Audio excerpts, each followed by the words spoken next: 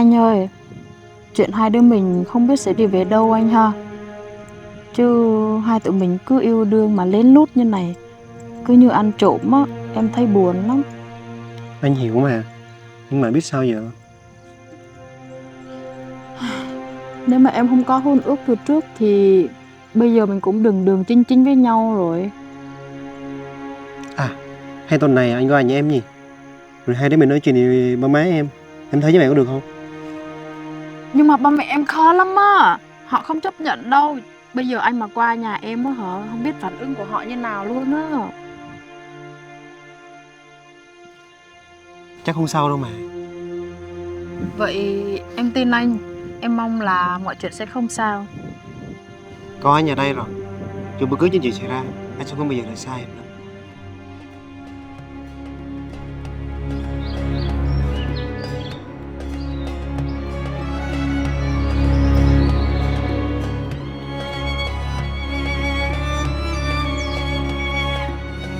Trời bên kia sắp mưa rồi em. Thôi mình chạy về nhanh nhanh thôi đi, cho cái chừng ướt ấy.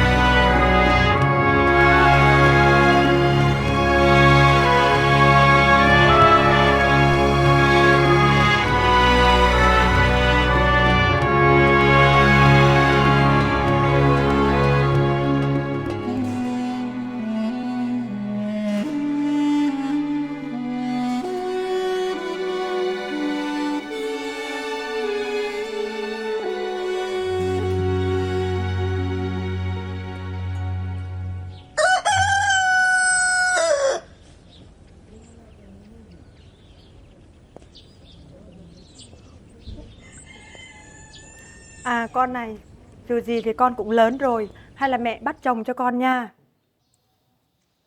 Con thì lấy ai chứ mẹ? Với lại con còn trẻ mà con chưa muốn lấy chồng đâu. Trẻ đâu mà trẻ, con nhà người ta bằng tuổi con, người ta lấy chồng hết rồi kìa. Thì kệ người ta chứ mẹ. Việc gì mình phải theo người ta chứ. Thôi không có nói nhiều, tuần sau sẽ có người qua hỏi, tháng sau sẽ đám hỏi cho hai đứa. Không đâu, con không lấy. Tại sao không lấy? Con có người yêu rồi, với lại con không yêu anh đấy, sao mà con lấy được mẹ? Nhưng mà ba mẹ không chấp nhận con lấy người khác. Hôn nhân này không thể hủy được đâu con à. Tại sao lại không hủy được hả bố? Bố mẹ đã hứa hôn con cho thằng Kim từ lúc hai đứa còn nhỏ xíu. Ai hủy hôn trước thì sẽ phải đền. Mà nhà mình làm gì có gì mà để mà đền cho người ta. Với lại gia đình mình sẽ còn bị mang tiếng nữa. Nhưng mà con có người yêu rồi, với lại con yêu anh đấy bố à. Yêu nhau có quan trọng gì đâu, sau này lấy nhau về, cái quan trọng có kiếm ra tiền nuôi con được không? Thằng Kim nó biết cách làm ăn, sau này con lấy nó về không lo bị đói. Mày lấy nó về là may cho mày lắm rồi đó. Kệ, con không quan tâm.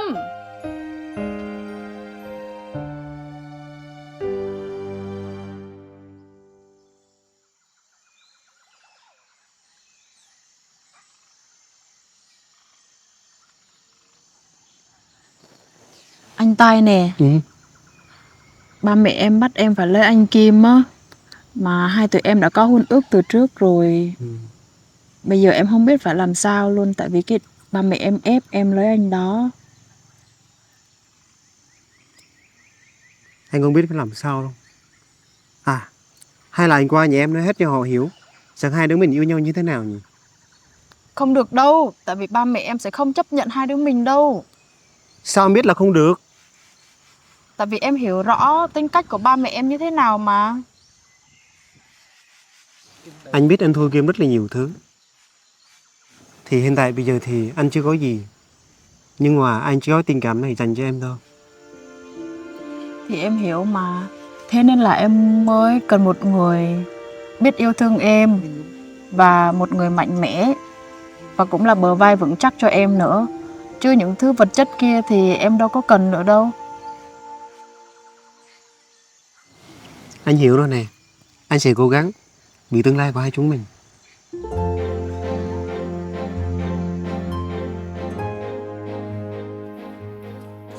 Đưa đồ đây cho mẹ. Con lên nhà chuẩn bị đồ truyền thống rồi đi qua chỗ này với ba mẹ. Ủa đi đâu hả mẹ? Con cứ chuẩn bị đi, đi rồi sẽ biết.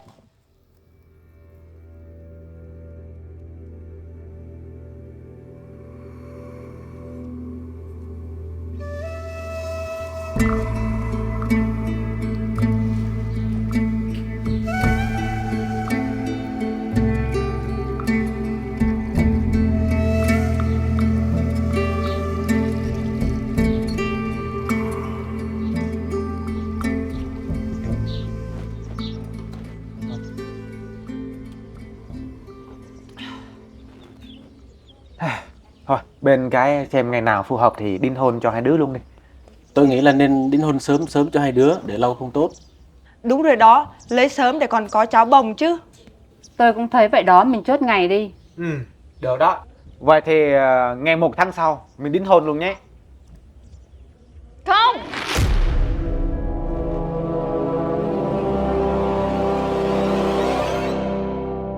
Ủa, con nói gì vậy? Con nói là con muốn hủy hôn ước. Ủa, chuyện này là sao vậy? Con đang nói linh tinh gì vậy? Con có người trong mộng rồi.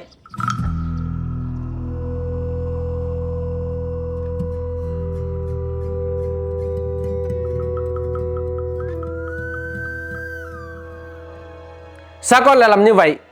Bố thấy thằng Kim nó rất tốt, biết cách làm ăn, người trong làng đều khen nó. Đúng đó con, nó tốt vậy mà con không lấy. Con lấy thằng kia làm gì? Ba mẹ chưa biết con yêu ai, thậm chí là quen ai. Tại sao ba mẹ lại dám khẳng định điều đó? Mẹ biết con đang quen ai và mẹ cũng biết mối quan hệ giữa hai đứa. Nhưng ba mẹ muốn hai đứa từ bỏ mà con vẫn ngoan cố không chịu. Con không thương ba mẹ sao? Ba mẹ lo cho con tất cả mọi thứ. Giờ chỉ mong con lấy được một người chồng tốt. Như vậy không được hả? Nhưng mà tụi con yêu nhau mà mẹ. Yêu nhau? Lấy nhau về cặp đất hả? Thà con cặp đất ăn chứ con không lấy người mà con không yêu đâu mẹ. Bây giờ thì con chưa yêu, nhưng mà lấy nhau về sẽ có tình cảm. Con thấy nhà mì Doan không? Lúc đầu có yêu nhau đâu, bây giờ cũng có hai mặt con rồi đó. Mẹ đừng có đem con ra so sánh với con nhà người khác được không? Con thấy mệt rồi á mẹ. Mẹ nói rồi, mẹ không có chấp nhận thằng đấy. Nếu mà con cứ một mực yêu thằng đấy thì con đi ra khỏi nhà đi.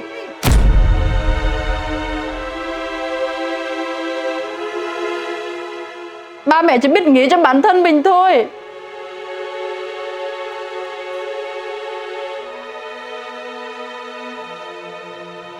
Nếu nó mà vẫn quyết định yêu thằng đó thì sao hả ông? Không được đâu, nhà mình đã có hôn ước với nhà của anh trai của em rồi. Nếu bây giờ mà hủy hôn thì gia đình mình phải đền đó. Hai gia đình mình thân thiết như vậy, giờ mà hủy hôn thì là mất tình nghĩa nữa. Thì vậy, nếu mọi chuyện không thành, gia đình mình phải đối mặt với nhà bên kia như thế nào?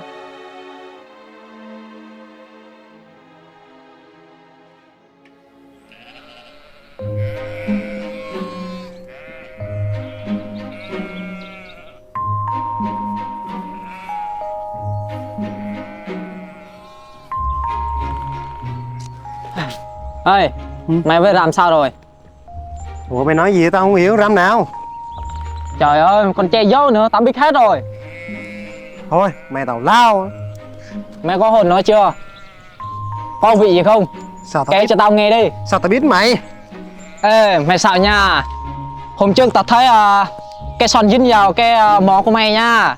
À chắc cái ngày đó mình ăn thanh long nên dính gì cái môi tao quen lâu á. Nhưng mà khoan, ủa tại sao mày biết hết vậy? Bộ mày theo dõi tao hả? Đó. Lố mặt chưa? Thế mà còn che giấu gì nữa?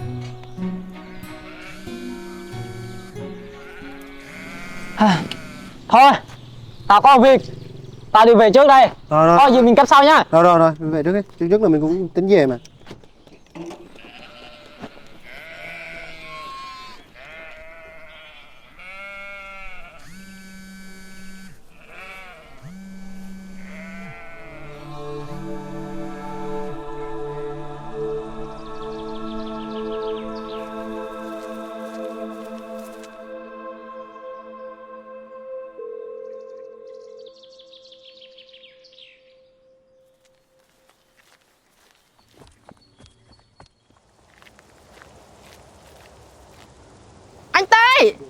Sao em gọi anh không bắt máy? Anh có biết là em xảy ra chuyện gì không mà anh Tài? Sao anh không trả lời em vậy? Anh hết yêu em rồi đúng không? Thôi được rồi, anh đã muốn như thế thì...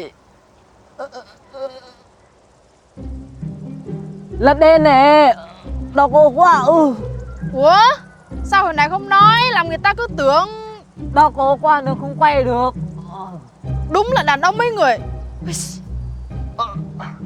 Trời ơi, mình làm gì sai hả? Mừng có tí áo thật mà cũng biết chửi luôn. À, đau cổ quá.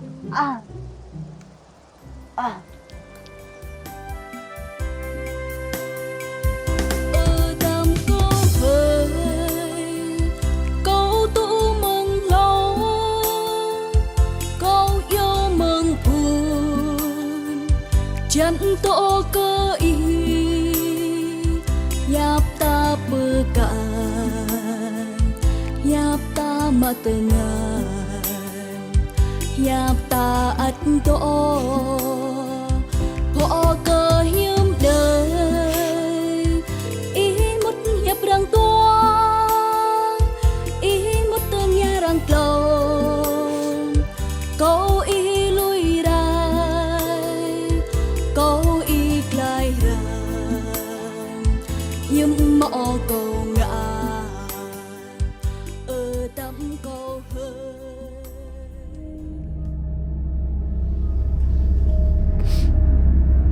Ba mẹ đã không hiểu mình rồi. Gọi anh thì anh cũng không bắt máy nữa. Có lẽ mình chết đi sẽ tốt hơn. Cuộc sống này quá mệt mỏi rồi. Chả ai quan tâm mình hết.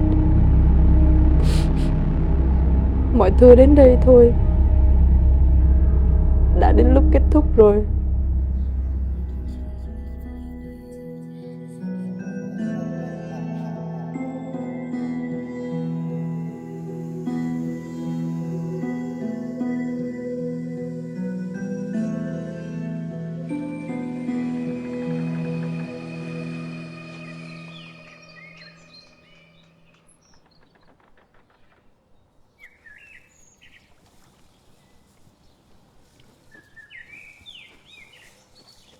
Ba đây. Tôi thấy mình hơi nặng lời với con á. Tôi sợ nó bồng bột, suy nghĩ dại dột quá. Không sao đâu ông. Mình có nói quá gì đâu. Thì chỉ muốn tốt cho con thôi mà.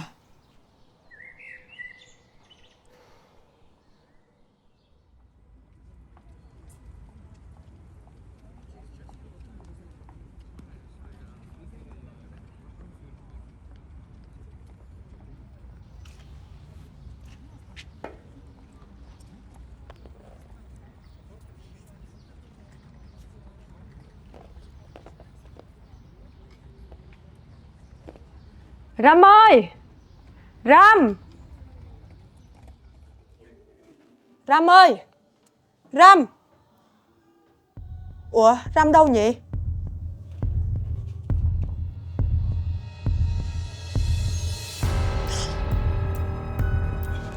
Ông ơi!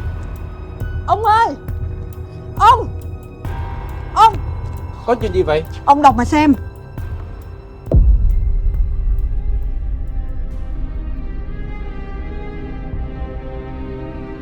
Con xin lỗi ba mẹ. Nhưng con thật sự yêu anh ấy. Con không thể nào theo lời ba mẹ được. Sự của con cảm thấy đau lắm. Chẳng ai hiểu cho con. Chẳng ai nghĩ đến cảm giác của con. Nên đây là lời cuối cùng của con. Con cảm ơn ba mẹ đã nuôi nấng con. Đứa con bất hiếu, mong ba mẹ tha thứ. Con đi đây. Tạm biệt ba mẹ. Ủa, có chuyện gì thế hai bác? Chuyện là...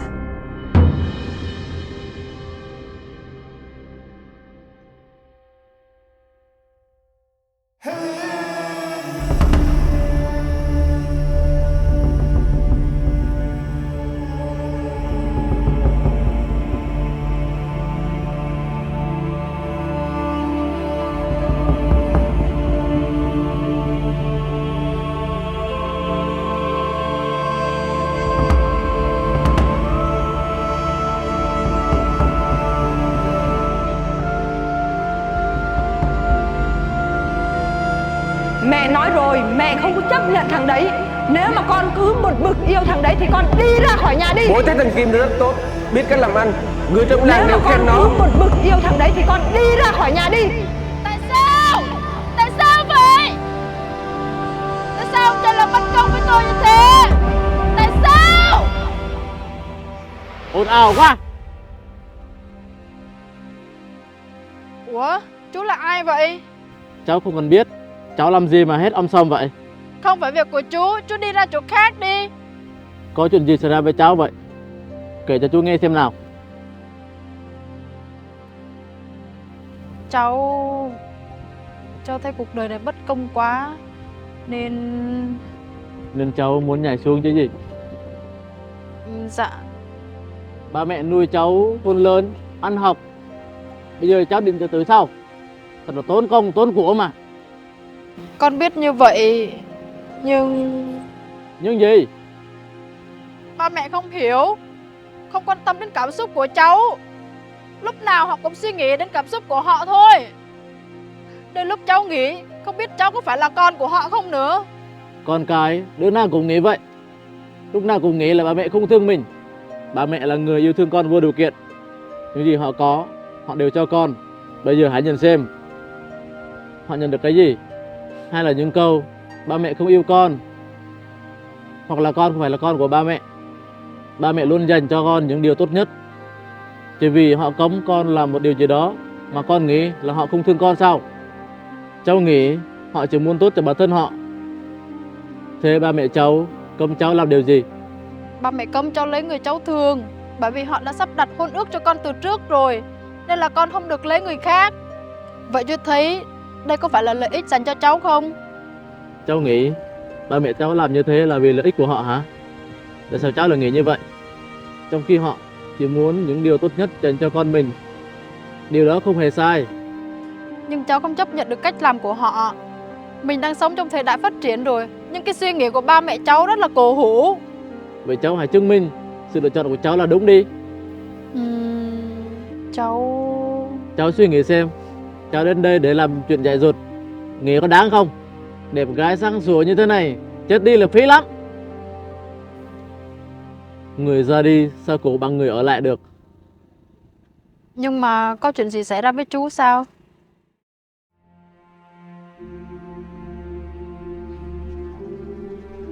Hồi đó con chú chuẩn bị lấy chồng, nhưng vì bên nhà trai yêu cầu của hồi môn quá cao, mà lúc đó nhà chú nghèo lắm, nên chú không còn cách nào khác phải hủy hôn ước này. Con cái chú giận chua lắm, không ăn uống mấy ngày liền. Rồi đến một ngày,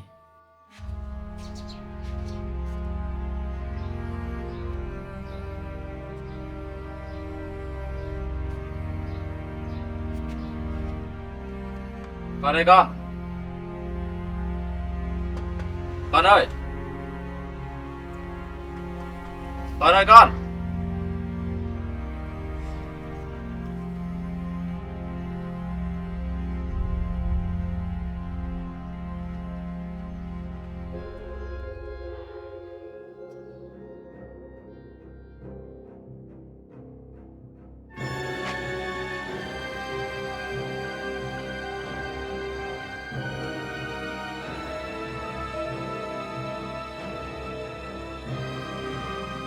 Con ơi! Con! Con ơi! Con ơi! Cháu rất tiếc về sự ra đi của con chú. Người ra đi là đau khổ, còn người ở lại họ đau gấp ngàn lần. Cháu hiểu cháu cần làm gì rồi chứ? Dạ cháu hiểu rồi. Cháu cảm ơn chú nhiều.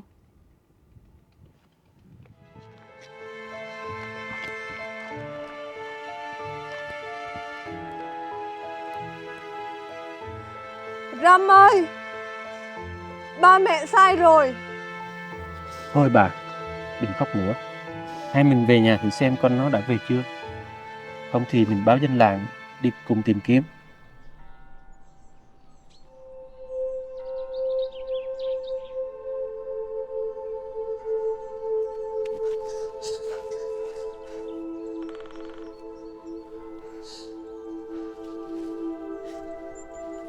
Ram ơi, em đi đâu vậy em?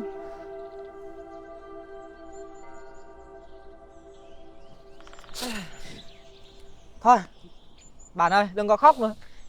Đừng có khóc. Ủa, sao kỳ vậy? Khóc mà xong rơi nước mắt, cũng rơi nước mũi thế này là sao vậy? Từ từ chứ, đang nhập tâm mà. Máu nó đang thòng bị chui vô tim. Ôi giời ơi.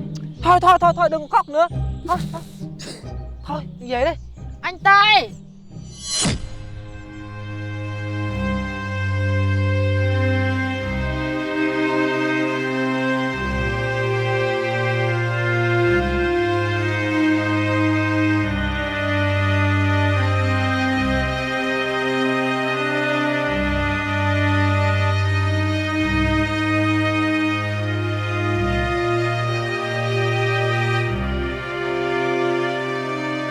Em đã đi đâu vậy? Em có biết em làm cho anh lo lắng lắm không? Em xin lỗi tại vì em đã làm anh lo lắng cho em. Nhưng mà đã có chuyện gì xảy ra vậy?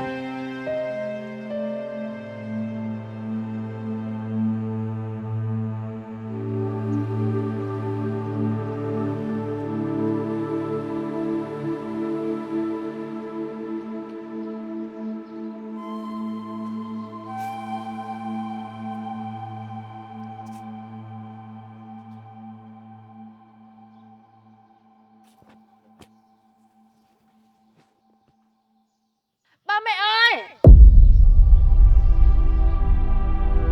Con.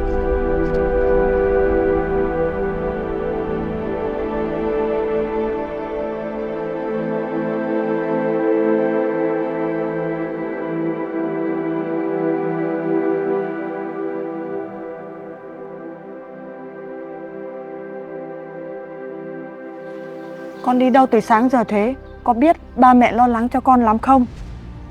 Mẹ, con xin lỗi vì con đã khiến ba mẹ lo lắng cho con. Con xin lỗi vì con đã làm những điều dại dột như thế. Con thật sự xin lỗi ba mẹ. Ba xin lỗi con gái. Ba mẹ đã sai khi ép con làm điều đó. Con về là không sao rồi.